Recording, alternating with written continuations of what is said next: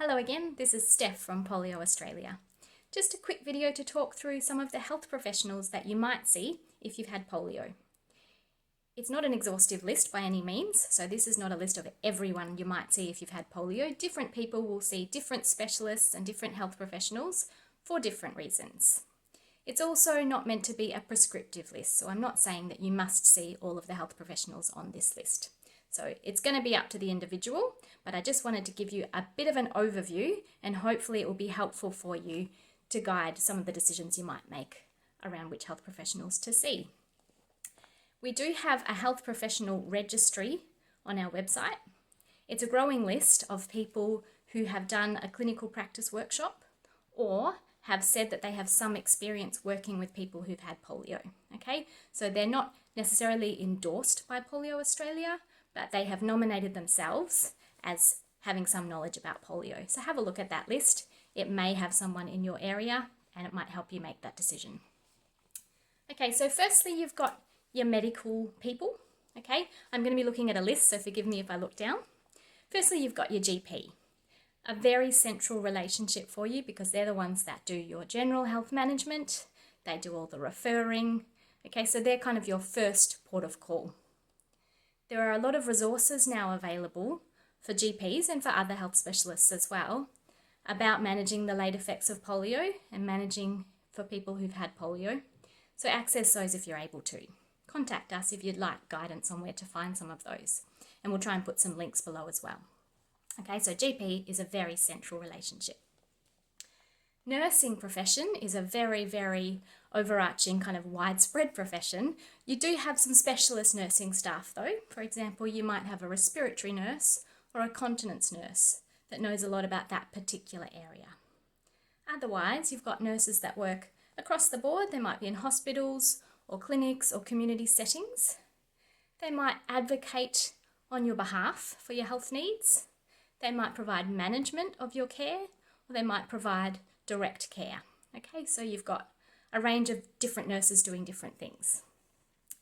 Medical specialists, there's a wide variety of them.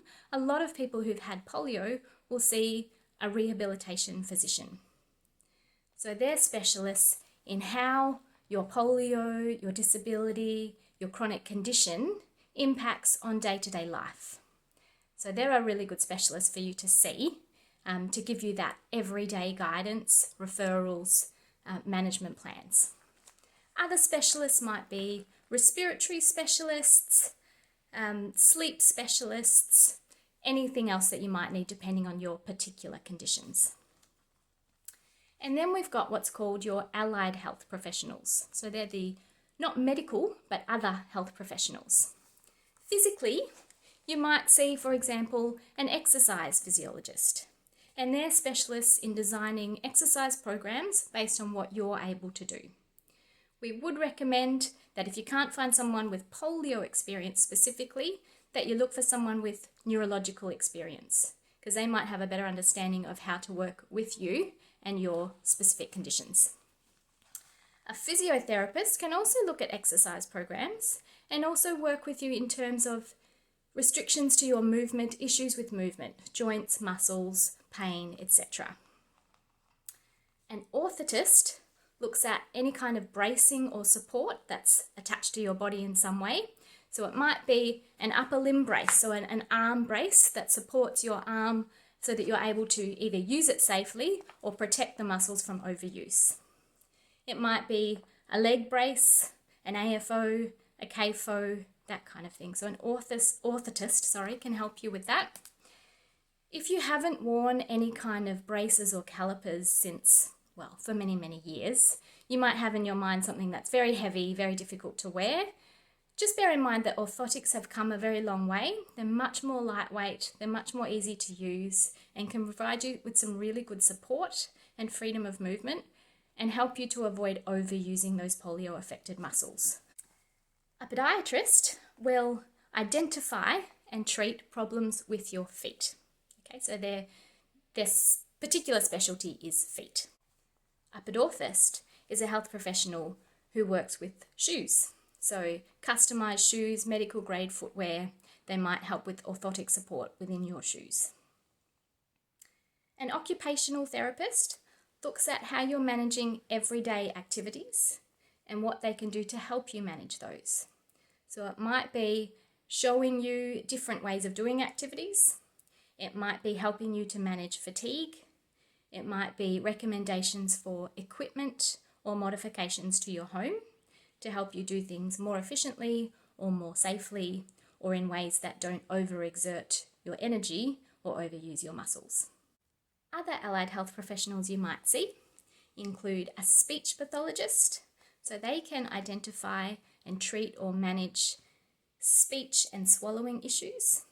So some people who've had polio, especially when they're experiencing the late effects of polio, might have trouble projecting their voice, or might get what we call vocal fatigue, where you start talking but it's hard to continue.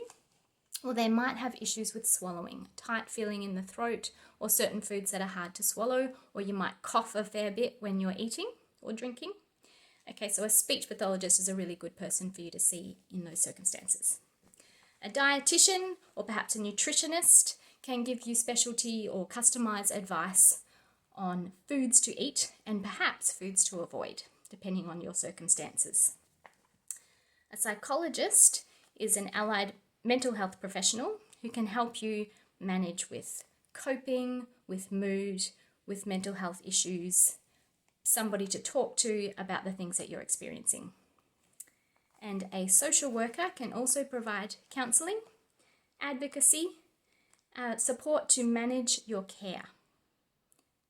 As I said earlier, this is not an exhaustive list. You might have some more suggestions to add in the comments, some other people you've seen that you found really helpful, or there might be other people that you see because you have other health conditions, whether that's related to your polio or not. So I'm not suggesting that these are the only people you see or that you must see all of these people, but I hope this has been a helpful guide to who some of these health professionals are and why you might see them. Okay, thanks.